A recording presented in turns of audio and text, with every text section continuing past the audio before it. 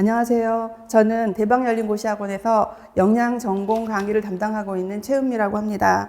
여러분들 지난 1년 동안 열심히 공부하시고 지난 토요일에 시험을 치셨는데 그동안 공부하시고 또 시험 치시느라 고생이 많으셨습니다.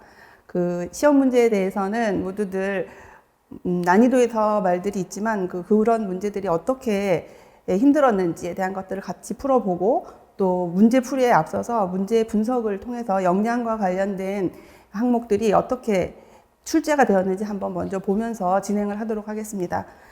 이 문제를 풀고 나서 마지막에 제가 이제 시험을 준비하는 분들에게 어떤 당부의 말씀을 좀 드릴 텐데 거기까지 잘 들어주시면 감사하겠습니다. 화면을 보시면 기출문제이고요.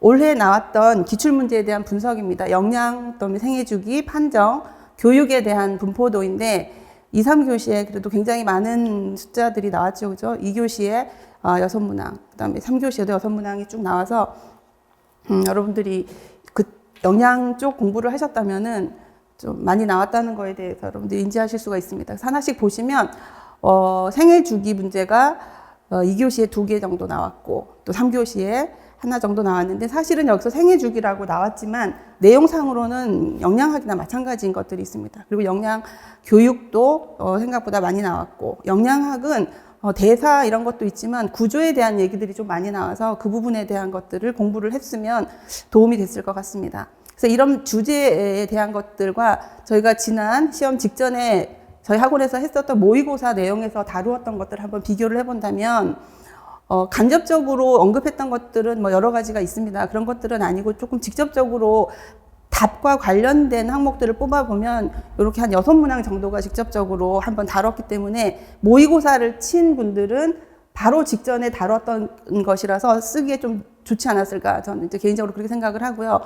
그 중에서도 2교시 10번, 11번, 그 다음에 3교시 7번은 시험 문제가 거의 똑같이 나왔어요. 저희가 답변을 그렇게 써야 될 정도로. 그래서 모의고사를 한번 보시면 그때 답을 잘 쓰신 분들은 이 문제를 푸는데 크게 문제가 없지 않았을까 생각이 듭니다. 그래서 모의고사와 연관된 부분들을 한번 이렇게 보시면 되고 기타 자료라고 하는 것은 하나도 수업 시간에 다루지 않은 건 없었어요. 근데 그 중에서도 조금 같이 보았으면 좋았겠다 생각하는 자료들을 한번 찾아보면 2교시 9번 같은 경우는 임신기 영양소의 추가량에 대한 문제가 나왔었는데 그거는 저희가 문제풀이 때 제가 표로 나누어 줬어요. 임신기 때 추가되는 게 뭐냐, 수유기 때 추가되는 게 뭐냐, 둘 다 추가되는 것은 또 있는지, 전혀 추가되는 영양소는 뭔지 그런 것들을 보시면 되고 그 다음에 밑에도 뭐 관련된 자료들을 쭉 보시면 콜라겐의 구성에 대한 것들도 좀 논란이 있는데 이 부분도 저희가 수업 시간에 다루었습니다. 그것도 같이 보시면 되고 중간중간에 이렇게 영양소 섭취 기준 책자라고 되어져 있는 거는 문제를 푸는 과정에서 여러분들이 보시면 정확하게 알겠지만 영양소 섭취 기준의 가장 첫 머리에 있는 그 단락이 그대로 문제에 나왔어요. 그러니까 영양 섭취 기준 책이라고 하는 것들을 우리가 살펴볼 필요가 있다라는 생각을 제가 했고 이 부분은 저희가 학원에서 생애주기를 제가 오리엔테이션을 할 때 생애주기 저희 교재 뒤쪽에 보면은 부록이 있는데 그 부분을 제가 영양학을 공부하거나 생애주기를 하면서 아는 부분들을 체크마크하는 걸로 써라. 수업에는 진행하지 않겠다라고 했습니다. 그래서 그거를 잘 체크를 하면서 자기를 감독하면서 공부를 했던 사람들은 여기에 나오는 문제들이 그렇게 어렵지 않았을 거예요. 그래서 영양 섭취 기준이라고 하는 그 책을 한번 보는 것이 굉장히 도움이 되겠다라는 것을 제가 이제 느꼈고 거기에 대해서 여러분들에게 어드바이스 할 수 있는 것들을 이 강의 말미에서 제공하고자 하니까 그때 한번 참고하시면 좋을 것 같습니다. 자, 이렇게 나가는 것들을 2교시 1번부터 하나씩 보도록 할게요. 여기 보면은 이제 문항을 한번 보시면 청소년기의 성장 발달에 관한 설명이다. 괄호 안에 성호르몬이 무엇인지, 그 다음에 니은에서 말하는 색소 단백질이 무엇인지 용어를 써라. 이거는 그냥 거저 주는 문제처럼 보일 수가 있죠. 그래서 청소년기에는 신장과 체중의 급격한 증가, 신체 조성의 변화와 더불어 성별에 따른 성적 성숙의 차이가 뚜렷하게 나타납니다. 그래서 이 부분을 풀려면 밑에 문장까지 같이 봐야 뭘 원하는지가 비교해서 볼 수가 있어요. 그래서 이러한 변화는 남성의 정소에서 분비되는 어떤 1번 성호르몬이라고 했죠. 어떤 호르몬 물론 아시겠지만 그리고 밑에서 그것과 관련된 걸로 여성은 이런 것들에 영향을 받는다 했습니다. 그래서 이거는 남성에게서 나오는 것은 테스토스테론이라고 간단하게 답을 할 수가 있는 거고, 이제 두 번째 밑에 니은에 대한 거는 청소년기에 급격한 성장으로 나타나는 혈액량 증가에 따른 혈액의 무엇과 그 다음에 그것과 상관된 근육에서의 이것을 합성하기 위해서 철 요구량이 증가를 한다.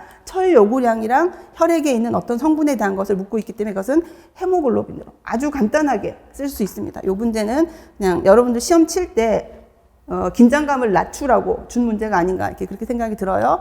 그래서 요 답은 테스토스테론과 헤모글로빈이라고 작성하시면 되겠고, 자, 두 번째 해당하는 5번 문제는 이제 저당 영양 교육 프로그램을 준비 중인 영양 교사들의 대화였습니다. 라고 하는데 이제 글씨가 조금 작으니까 크게 보면 여기서 밑줄끈 두 개가 한 문제이고 밑에 파랗게 줄 긋는 것들이 뒤쪽에 나와 있는 문항에 대한 문제죠. 그래서 여기 보면 A 교사가 이런 프로그램을 할 텐데 각 학교의 준비 상황을 점검하고 평가에 대해서 의견을 나누겠습니다. 그러니까 평가에 대한 얘기를 하겠다는 거를 먼저 언급을 했어요. 그리고 지난주에 말씀드린 대로 우리 학교 매점에 당을 줄인 라이트 제품을 구비해 달라고 했다.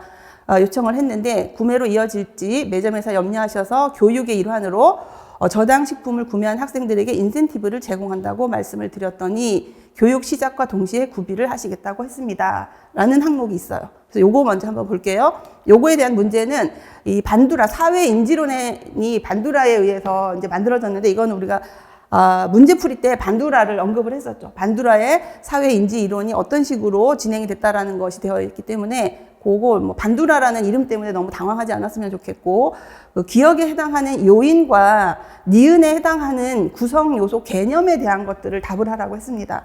그래서 사회 인지론을 여러분들 이제 머릿속에 그려야 하는데, 요인과 구성 요소라고 하는 것은 큰 그림에서 보시면 이런 그림을 우리가 본 적이 있어요. 교재에서. 그래서 사회 인지 요인, 사회 인지적 요인, 행동적 요인, 사회 환경적 요인 속에 그것을 구성하는 요소들이 결과기대, 자아효능감, 집단효능감, 지식, 그다음에 사회 환경적인 요인 속에 구성 요소가 관찰학습, 규범적 신념, 사회적 지지, 기회장애 요인, 이렇게 상하관계에 있는 그 구조라고 여러분들이 볼 수가 있습니다. 그래서 여기서 보면 우리 학교 매점에 당을 줄인 라이트 제품을 구비를 한다라는 것은 이 세 가지 큰 요인 중에 어떤 요인이냐라고 하고 묻는 거예요. 그러면 이 중에서는 나머지 거 개인 인지는 스스로에 대해서 알게 되는 것들, 뭐 자아효능감이고, 행동은 행동에 대한 부분이고, 사회 환경은 주변의 환경들에 대한 설명이기 때문에 사회 환경에 해당하는 거죠. 그래서 이건 사회 환경적인 요인이고,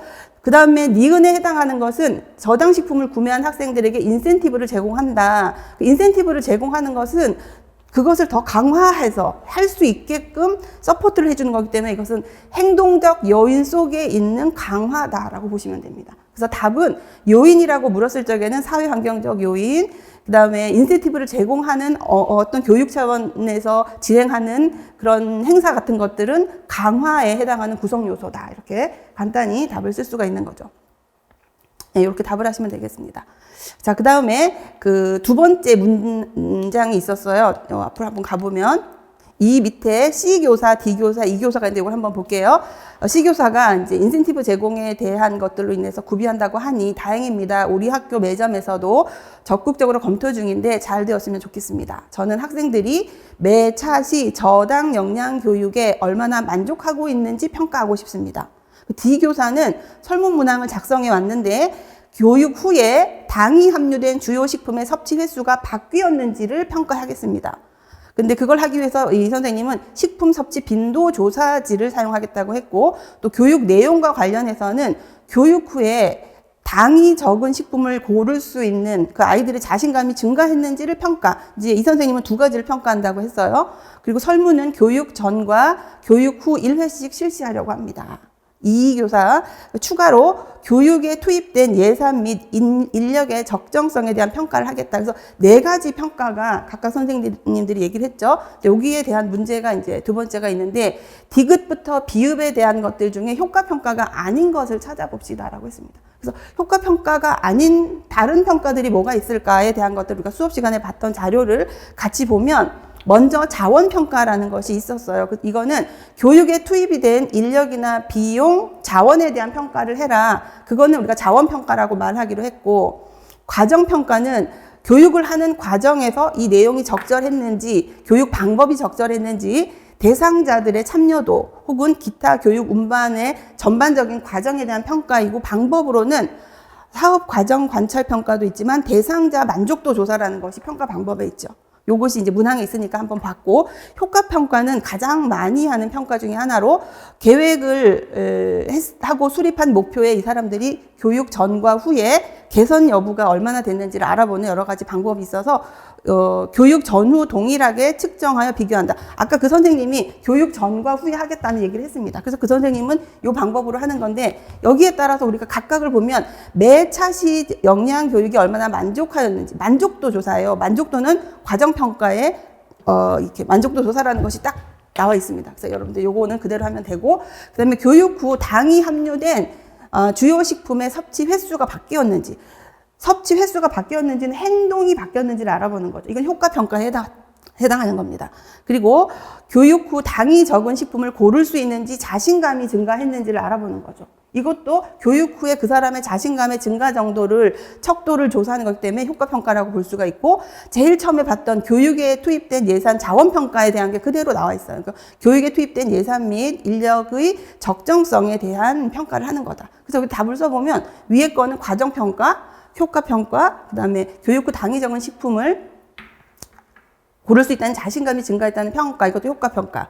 적정성에 대한 평가는 앞에서 봤던 자원 평가입니다. 근데 여기서 어떤 유형의 평가인지를 쓰라고 한 게 아니라 그걸 포함해서 그것이 왜 아닌지를 서술하라고 했어요. 그러니까 문장으로 써야 된다는 거죠. 그랬을 때 보시면 앞에 나와 있는 걸 정리를 했을 때 매 차시 저당 역량 교육이 얼마나 만족하는지에 대한 평가는 대상자 만족도 조사에 해당한다. 그래서 그것은 교육과정의 계획에 따라서 적절하게 이루어졌는지를 알아보는 과정평가에 해당이 된다. 이렇게 문장으로 쓰시면 되고, 비읍에서는 그대로 나왔죠. 표에 있는 것처럼 교육에 투입된 예산 및 인력의 적정성에 대한 평가는 자원평가인데, 그 자원평가를 하는 과정에서 보는 것은 계획 대비 실제 투입의 일치 여부 또는 투입된 자원을 넣었을 때 얼마나 많은 효과를 받는지를 알아보는 자원평가에 해당하는 항목이다. 이렇게 두 가지를 문장으로 쓰시면 정답이 될 수가 있겠습니다. 그래서 이제 수업 시간에도 제가 늘 이야기를 하지만,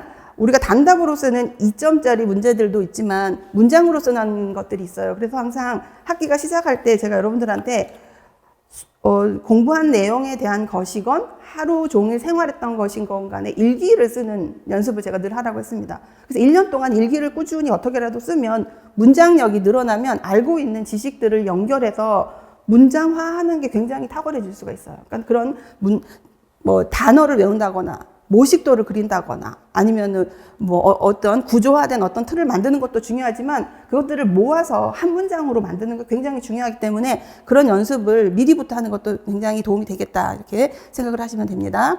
그 다음에 세 번째, 이제 7번에 해당하는 거죠. 체질량 지수, 우리가 굉장히 많이 다루었던 BMI에 대한 건데, 여기에 대한 것들도 한번 볼게요.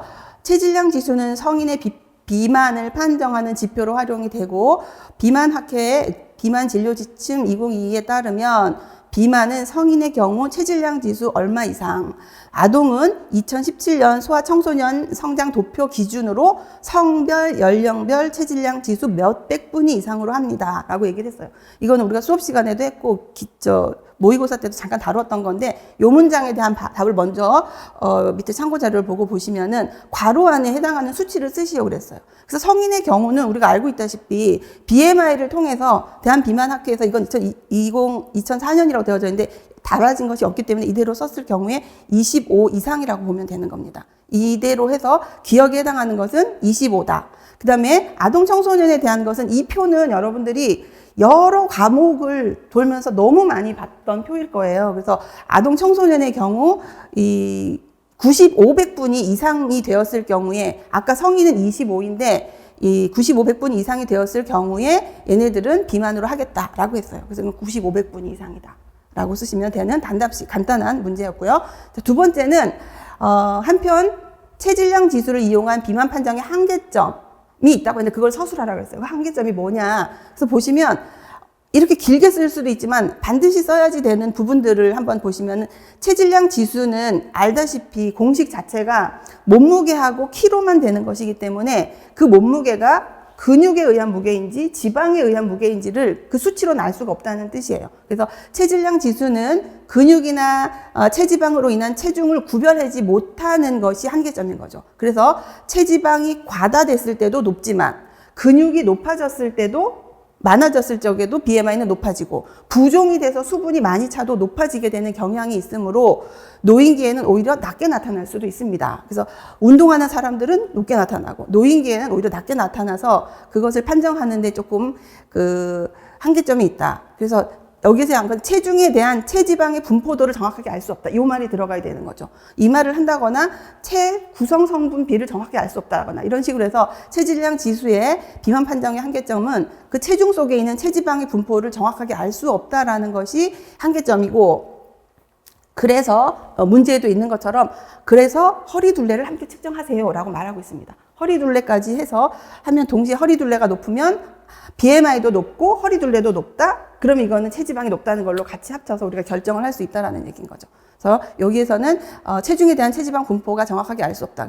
그런데 우리가 이게 4번 같은 경우는 4점짜리예요. 요건 4점짜리 문장인데 4점짜리는 칸이 넓습니다. 근데 거기에다가 체중에 대한 체지방의 분포를 정확하게 알 수 없다. 이렇게 간단하게 모두 적는 것보다는 그것들에 대한 부연 설명을 적어주면 다른 답안과 변별력이 있기 때문에 알고 있는 것들을 좀 잘 합쳐서 쓸 수 있으면 좋았을 것 같습니다. 그리고 그 다음에 마지막 문제는 체질량 지수를 이용한 비만 판정의 한계점을 고려해서 아까 얘기했던 허리 둘레를 측정한다고 했어요. 그래서 이 허리 둘레로 알 수 있는 비만의 유형, 비만을 측정하는 기준을 말하라고 한 건 아니기 때문에 남자 90 이상, 85 이상을 쓸 필요는 없습니다. 근데 이제 복부 비만이라고 하는 것을 단답식으로 써도 됩니다. 근데 그 부분을 이렇게 부연 설명으로 쓰게 되면 조금 더 내가 알고 있는 것을 어필할 수가 있기 때문에 칸이 남았다면 그런 부분들도 같이 적으면 될 것 같습니다. 그래서 여기서는 복부 비만이다라고 정리를 하시면 되고요. 그 다음에 그것에 대해서 부연 설명이 하나가 있어요. 요거는 시험 문제하고는 상관이 없는데 우리가 이 두 가지를 비교했을 때 최근 체지방보다 복부에 분포되어 있는 지방이 만성질환하고 관련이 높다는 결과가 많이 나오고 있으므로 BMI를 이용해서 비만을 할 때는 동반 질환의 위험을 고려하여 허리 둘레를 우선적으로 고려해야 된다. 만약에 문제가 여기에서 허리 둘레를 함께 측정하는 것이 좋습니다. 그러면서 왜 그럴까요? 라는 문제가 나왔다면 왜 허리 둘레를 같이 해야만 적당한 비만 판정이 될까요? 라는 문제로 나왔다면 이렇게 노랗게 표시된 이렇게 답을 쓰는 게 맞는 거죠. 그러니까 이것도 배경 지식으로 알고 있으면 도움이 될 것 같아서 참고했으니까 한번 읽어보시면 되겠습니다. 그 다음에 9번째 문제죠. 다음은 영양교사와 중학생이 나눈 대화 내용의 일부이다. 작성 방법에 따라서 서술하시오. 이것도 이제 4점짜리인데 학생이 말해요. 저희 이모께서 임신을 하셔서 축하 선물로 영양제를 샀는데 한번 봐주세요. 그래서 어디 볼까요? 하루에 하나를 먹는데 엽산의 함량을 보니 일정에 160 마이크로그램이네요. 임신부가 엽산이 부족하게 되면 모체에 어떤 질환이 생길 수가 있어요. 그래서 엽산은 임신부에게 많이 요구되기 때문에 임신을 했을 경우 추가로 먹어야 됩니다. 그래서 여기서 이제 엽산에 대한 얘기는 여기서 끝났고, 학생이 칼슘도 중요하다고 배웠는데 칼슘은 어떻습니까? 라고 하니까 선생님이 태아의 성장에도 칼슘이 중요하고 평소에 칼슘 섭취를 잘했다 하더라도 임신을 하게 되면 칼슘을 보충해야 돼요 라고 얘기를 하죠. 그럼 칼슘도 더 보충해라. 두 번째 아연입니다. 아연은 또 태아 성장에 필요하므로 아연 섭취를 늘려야 해요. 그래서 파란색으로 표시한 것이 이제 하나의 묶음으로 나올 거라서 먼저 엽산에 대한 걸 볼게요. 엽산은 문제가 기억에 엽산 이렇게 160 마이크로그램이라고 했는데 여기에서 문장에서 식이엽산 당량으로 계산하여서 단위까지 포함해서 답을 쓰시오. 그리고 단 공복에 섭취한다고 하세요 라고 돼 있어요. 이렇게 자꾸 뭐가 붙는 거는 그렇게 된 내용이 어딘가에 있다는 거예요. 이 자료가. 그래서 그런 문제가 하나 있고, 또 하나는 니은에 해당하는 빈혈의 종류를 한 개 쓰세요. 이건 단답식으로 나왔습니다. 그래서 이 답을 하기 전에 우리가 식이엽산 당량이라는 걸 한번 복습을 한번 해보도록 하겠습니다. 식이엽산 당량은 식품 속에는 많은 종류의 엽산이 들어있는데 자연적으로 들어있는 엽산은 우리가 먹었을 때 50%만 흡수가 된다. 또 엽산 보충제, 아까 일정 먹었다고 하는 그런 약제로 먹게 됐을 경우에는 공복에 먹었을 경우 100% 흡수. 아까 공복이라는 말이 나왔죠. 그러니까 여기서 100% 흡수된다고 하네. 이제 이게 직접적이진 않지만 그런 말이 언급이 됐어요. 그리고 다른 음식과 함께 섭취하는 경우에는 약 85%. 그러니까 약만 먹는 게 아니고 음식이랑 같이 먹으면 85%가 흡수가 된다고 합니다. 그리고 엽산 강화식품에도 보충제와 마찬가지로 폴릭 애시드 형태로 들어있는데 흡수율을 한 85%로 추정합니다. 그러니까 강화하는 식품에도 그렇다는 거죠. 약이 아니라 식품에다 엽산을 강화한 식품을 얘기하는 거예요. 이와 같이 식품에 첨가된 폴릭 애시드는 식품 중의 엽산에 비해서 1.7배 이용률이 높습니다 라고 얘기를 하고 있고, 이것을 고려해서 우리가 식이엽산 당량이라는 것을 만들어 쓰기로 했어요. 예전에는 그렇게 안 하다가 DFE라고 하는 다이어터리 폴레이트 이퀴벌런트라고 하는 식이엽산 당량을 이런 이유에서 쓰기로 했는데, 문제에서 식이엽산 당량으로 답하라고 나온 겁니다. 그리고 요 밑에 보면은 같이 나온 것이 식품 중에 만약에 1마이크로그램이 있으면 내가 1.0 마이크로그램 식이엽산 당량을 먹었다라고 하자. 또 강화식품이나 식품과 함께 섭취한 보충제, 위에서 얘기했었죠. 85% 막 이렇게 얘기했었잖아요. 그런 것들을 1.7 마이크로그램 먹었다고 하자. 그것을 보면 빈속의 보충제, 이게 문제였어요. 빈속의 보충제를 첨가했을 때 1마이크로그램 먹었으면 2마이크로그램 DFE 엽산 식이엽산 당량으로 하자라고 얘기를 하고 있습니다. 요걸 하라는 거예요. 그럼 지금 제가 했는 이 자료가 어디에서 가지고 온 걸까요? 이게 물론 이것이 뭐 많은 교재들에도 있지만, 교재들이 출판을 하기 위해서 선생님들이 이렇게 그 책을 쓰실 때 가지고 오는 백과사전처럼 생각하는 것이 영양소 섭취 기준입니다. 5년마다 발간되는. 거기에 있는 걸 그대로 가지고 온 거예요. 여기 표를 보고 우리가 보시면 있는데, 이게 많은 지침서들에도 있고 기본서들에도 있지만 영양소 섭취 기준에 이게 딱 정리가 돼 있어요. 공복이라는 말도 나오고. 그래서 답을 다시 한번 보면 식이엽산 당량으로 계산하여서 단위를 포함해서 쓰시오. 공복이라고 가정합니다 라고 했을 경우에는 160에다 2를 곱한 320 마이크로그램 DFE, 반드시 DFE라고 하는 식이엽산 당량 표시를 해줘야 답이 됩니다. 그래서 요거 참고하시면 되고, 두 번째, 임산부가 엽산이 부족하게 됐을 적에는 우리가 잘 알다시피 빈혈이라고 하면 거대 저가구성 빈혈이 생길 수가 있다라는 걸로 이건 간단하게 답을 할 수가 있게 되는 겁니다. 이것도 이렇게 답을 하시면 되고, 그 다음에 이제 밑에서 얘기하고 있는 잘못된 거 찾아보라고 했어요. 파란 색깔. 얘네들만 한번 모아볼게요. 엽산은 임산부에게 많이 요구되기 때문에 임신을 했을 경우 추가로 더 먹어야 해요. 임신을 하게 되면 칼슘을 보충해야 해요. 임신부는 아연 섭취를 늘려야 해요. 이것도 우리가 여러분들이 외운 사람도 있을 거예요. 근데 한번 이제 섭취 기준에서 뭐라고 설명하고 있는지 한번 볼게요. 임신기는 엽산 요구량이 증가합니다. 그 시기는 퓨린, 피리미딘 이런 것과 같이 단일 탄소 전이 반응이 증가하고, 또 태아에게 경우도 많은 발달들로 인해서 엽산 요구량이 증가하는 시기입니다. 그리고 임신기에는 뭐 제대열의 농도가 높은 걸로 봐서 아이에게 잘 넘어가고 있다는 것을 우리가 볼 수가 있습니다. 그리고 섭취 기준에서는 여러 가지 자료들이 우리나라께 부족하기 때문에 미국의 자료를 근거로 설정하였다는 것인데, 미국에서 어떤 종류들을 종합하여서 결론은 임신부 엽산 평균 필요량을 비임신 여성의 평균 필요량인 320에다가 200을 보태라고 돼 있어요. 그러니까 뭐냐면 임신기에 200을 넣으니까 추가량 먹어야 되는 영양소가 맞는 거죠. 그 다음에 두 번째, 거기에 대한 식이 이렇게 표시가 되어져 있습니다. 평균 필요량은 520이지만 권장에는 거기에 변이 개수를 곱해서 620으로 된다. 뭐 숫자를 지금 알자고 하는 게 아니라 임신기에 추가량이 되는 영양소구나 라는 걸 볼 수가 있고, 칼슘 같은 경우는 위에 보시면 임신기에는 여러 가지 이유에 의해서 필요량이 증가하며 이 시기에 태반에서는 240mg의 칼슘을 매일 흡수하므로 증가가 필요하다까지 나왔어요. 그러나 임신 기간 동안에는 이렇게 증가된 칼슘 필요량을 충족할 수 있는 내 안에서 일어나는 생리적인 적응 반응, 오토매틱인 거죠. 내가 지금 필요하니까 흡수를 많이 한다는 거예요. 보고되었으며 실제로 보고된 연구에서도 임신 기간에는 호르몬의 변화를 동반하여서 칼슘의 흡수율이 증가하는 것을 알았다. 그러니까 무슨 얘기냐면 임신 기간 동안에 칼슘이 더 필요한데 우리 몸이 알아서 흡수율을 높여서 그걸 다 충당을 하고 있어요. 그럼 어떻게 해야 돼요?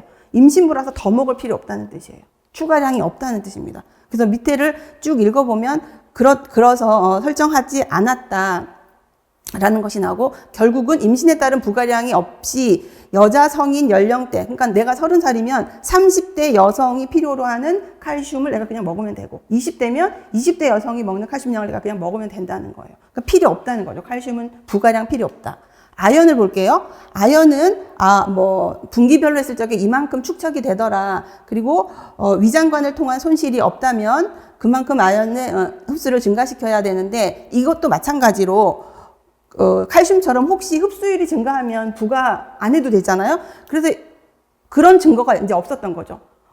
흡수율이 증가하더라라는 것이 아연엔 없었어요, 임신기에. 그래서 그대로 적용을 하게 되면 추가로 더 먹어야 된다는 결론이 나오기 때문에 임신기에 증가되어야 될 것을 요만큼으로 증가하기로 했다. 그러니까 아연은 증가량이 필요한 겁니다. 그래서 여기는 계산식이에요. 그래서 방금 설명했던 이런 것들을 이용해서 흡수율 0.4%를 적용했더니 분기별로 이 정도 필요하더라. 근데 그 중에서 여기에 가장 가까운 이만큼을 우리가 넣기로 했다. 추가량으로. 그래서 임신기 19세에서 29세는 7이었는데 요 2를 가져다가 9로 잡았고, 30대도 마찬가지예요. 권장은 변이계수 10%에서 1.2를 곱했는 2.5를 더해서 10.5로 하기로 했다. 요 다음 문제가 이 10.5를 답하는 거죠. 그러니까 그건 좀 이따 보기로 하고, 아무튼 지금까지 봤던 이 세 가지 영양소는 우리가 봤을 적에 임신을 하면 칼슘 보충은 틀렸습니다.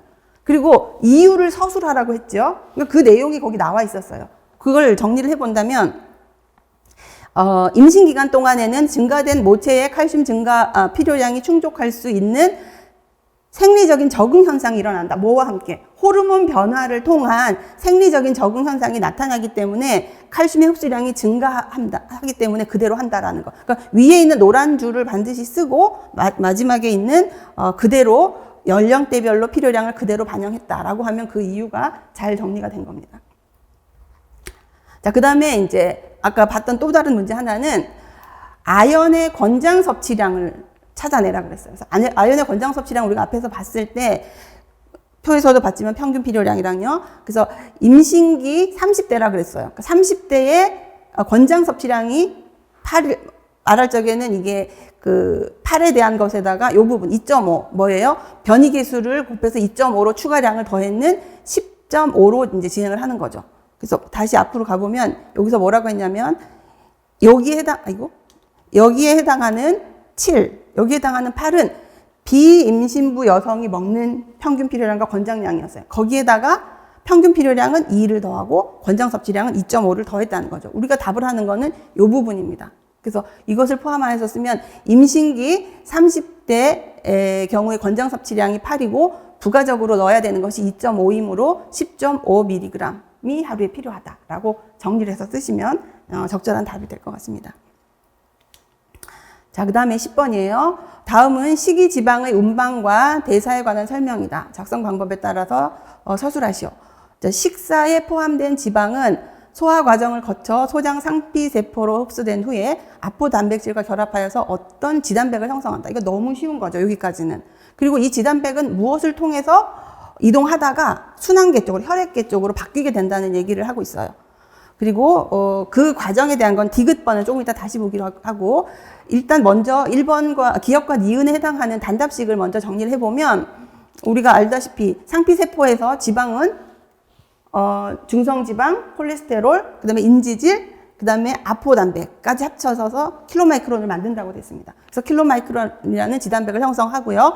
이 지단백은 흡수가 될 때 너무 크기 때문에 혈액계로 들어오지 못하고 어디로? 림프관을 통해서 진행을 하다가 여기 쇄골화 정맥 부근에서 다시 혈관계로 진입을 해서 심장을 통해서 혈액순환계를 통해서 간으로 진행을 한다. 이렇게 봐서 두 가지는 이렇게 답을 하면 되겠습니다. 크게 어려운 문제는 아니었고요. 그 다음에 디귿에 이렇게 킬로마이크론이 혈액순환을 거듭하면서 내부의 중성지방을 조직에 공급하고 최종적으로 간으로 넣어진다라고 했는데, 이 과정, 내부의 중성지방을 어디 내부에? 킬로마이크론 속에 숨어있던 내부의 중성지방을 조직, 예를 들어 근육이라든지 지방 조직으로 넣어주는 그 과정을 설명하라는 거예요. 그래서 요거는 우리가 모의고사 때 똑같은 문제, 동일한 문제를 제가 이 그림으로 설명을 해서 이 글자 없이 해서 문제를 냈었고, 같은 문제가 있었습니다. 그래서 요거 지단백 대사에 해당하는 건데, 지금 묻는 거는 저 부분을 묻는 거예요. 소장에서 카일로마이크론이 나오는데, 저 카일로마이크론이 근육과 지방세포로 자기 속에 있는 TG를 전달을 한데, 그 전달을 할 때 어떤 과정을 통해서 전달을 할까를 적으라는 거죠. 그래서 이거는 간단합니다. 조직의 세포막에 분포하고 있는 효소랑 아포단백 이름을 쓰라고 했기 때문에 그 효소는 LPL이라고 우리가 잘 알고 있는 지단백질 지질 분해 효소인데, 이 효소가 어디 있냐면 그 지방이 들어갈 그 조직의 세포막에 있어요. 그 세포막에 있는 효소가 킬로마이크론이 이렇게 지나가면, 혈관을 따라서 지나가면 거기에 작용을 해서 TG를 지방산 2개와 모노글리세라이드, MG 1개로 분해를 시켜서 조직 세포 안으로 얘를 넣습니다. 근데 얘를 넣는 과정에서 그냥 하는 게 아니라 보조인자가 필요한데, 이 보조인자는 아포C2라고 하는 단백질이라는 거죠. 그래서 이 두 가지 이름을 꼭 쓰셔야 됐었습니다. 그래서 근데 조직을 보면은 지질 분해효소, 지단백 지질 분해효소인 LPL은 조직에 있는 것이고요. 아포C는 킬로마이크론이 가지고 있던 거예요. 그러니까 조직에서 LPL이 준비하고 있다가 킬로마이크론이 오면 거기에서 분해작용을 해서 아포C2의 도움을 받아서 중성지방을 분해한 것을 그 조직 안으로 유입시킨다라고 보시면 되는 거죠. 그래서 여기서는 LPL이랑과 아포C2가 들어가서 서술을 해야 됩니다. 계속 서술형이 나옵니다. 자, 그 다음에 이제 2교시 마지막 문제예요.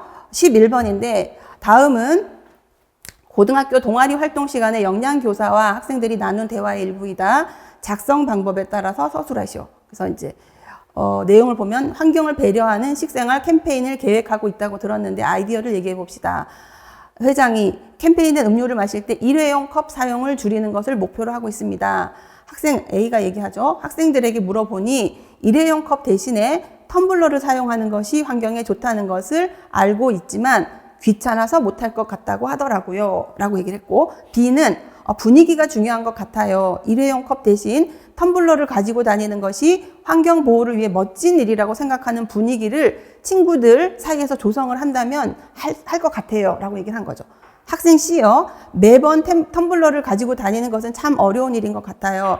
캠페인을 통해서 텀블러를 잊지 않고 들고 다니는 방법을 알려주면 힘들어도 실천할 수 있다고 생각할 수 있을 것 같습니다. 그래서 이 A, B, C 학생이 우리가 알고 있는 어떤 영양 교육 이론에 해당하는 어떤 것을 가지고 세 가지를 답을 하고 있습니다.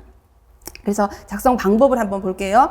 이것이 계획적인 행동 이론을 적용할 때, 아젠이라는 사람이 계획적 행동 이론을 만들었는데, 이 아젠이 계획적 행동 이론을 적용했다는 거에 대해서 당황하실 필요가 없습니다. 아젠이 이걸 했던, 제가 이 말을 했던, 우리는 계획적 행동 이론에 대한 것만 알면 되고, 이제 이번에 문제에서 봤으니 아젠이라는 사람이 했구나, 이렇게 이해를 하시면 돼요. 너무 문제에 대해서 힘들어 안 하셨으면 좋겠습니다. 그래서 계획적 행동 이론을 적용할 때 아까 3개 밑줄 친 것을 가져왔는데, 얘네들이 계획적 행동 이론에서 뭘 말하는 걸까라고 이제 말하고 있는 겁니다. 그래서 여기서 보시면 위로 당겨서 계획적 행동 이론의 큰 틀이에요. 보시면 일회용 컵 대신에 텀블러를 사용하는 것이 환경에 좋다는 것을 알고 있어요. 이거는 이 중에서 행동 신념에 해당하는 부분입니다. 행동 신념은 절대로 변하지 않는 진리예요. 지식. 그런데 이 절대로 변하지 않는 지식이 있다 하더라도 그것이 나한테 큰 의미가 없어. 난 안 할래. 그러면 안 하게 되는 거죠. 그래서 위에 있는 신념 말할 적에 문제를 보시면 계획적 행동 이론을 통해서 구성 요소의 명칭을 신념을 포함해서 순서대로 쓰라 그랬어요. 그러니까 우리가 알고 있는 것이 계획적 행동 이론은, 여기서 정리를 한번 해볼게요. 계획적 행동 이론은 하고자 하는 의향이 있으면 이 사람은 행동을 할 거야 라고 하는 것이 저변에 깔려져 있는 이론이에요. 그러면 이 사람에게 하고자 하는 의지를 어떻게 줄래? 라고 묻는 거죠. 어떻게 줄 건데 그 3가지로 주면 돼 라고 말하고 있는 거예요. 뭐냐면 행동에 대한 태도가 긍정적이게 만들어 줄 거야. 교육을 통해서. 또 하나, 주관적인 규범을 만들어 줄 거야. 이것도 교육을 통해서. 행동 통제력. 이걸 우리가 간단히 얘기하면은 우리가 자신감이라고 얘기를 하잖아요. 이것을. 그러니까 그 자신감을 넣어 주어서 이 마음을 갖게 만들면 이 사람은 의도가 생길 거고 의도가 생기면 행동을 할 거야 라고 하는 틀입니다. 여기에서는 결과평가라든지 수능 동기라든지 인지된 영향력에 대한 것을 말하려고 하지 않았어요. 답이 나왔네? 그래서 여기서 보면 여기서는 텀블러를 사용하는 것이 환경에 좋겠다라는 것은 행동신념입니다. 변하지 않는 진리예요. 그래서 이것은 있지만 우리 아까 앞에서 봤던 지문을 여러분들 한번 다시 보시면 그렇지만 여기서 뭐라고 얘기했냐면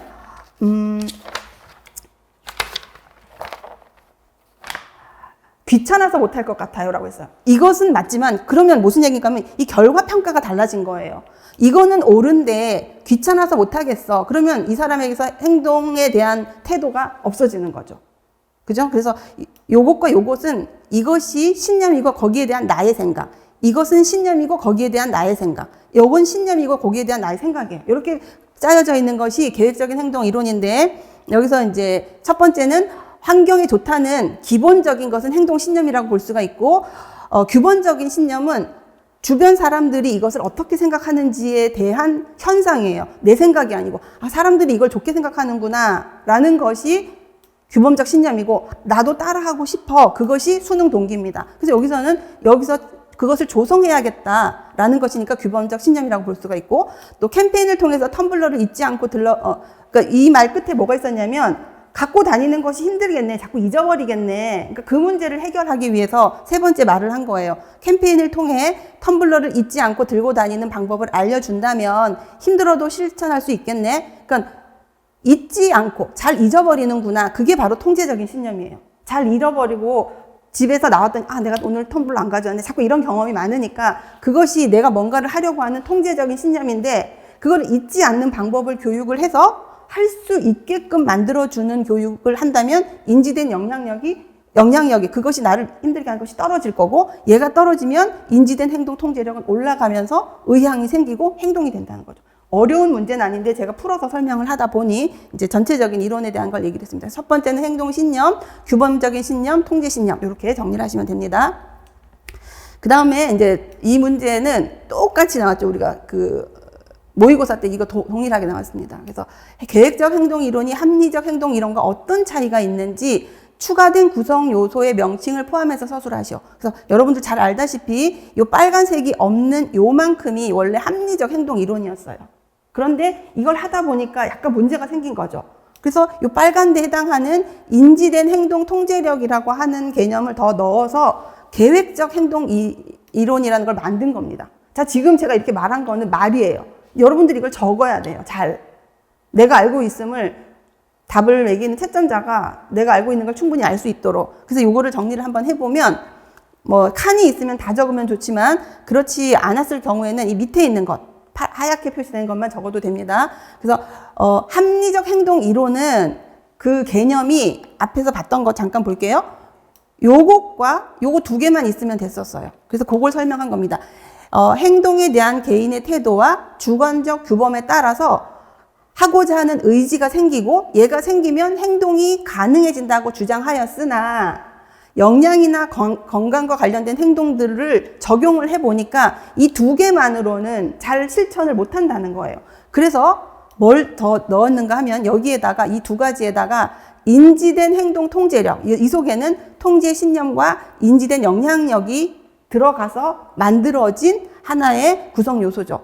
이 인지된 인지된 행동 통제력이 동반됨으로써 아까 얘기했던 행동이 결정된다는 것이 계획적 행동 이론이다. 요것이 들어가면 됩니다. 요것만 적어도 되지만 칸이 남았다면 이것까지 합리적 행동 이론까지 같이 설명을 해주면 조금 더 양질의 답이 될 수 있지 않을까 이렇게 생각이 들어요.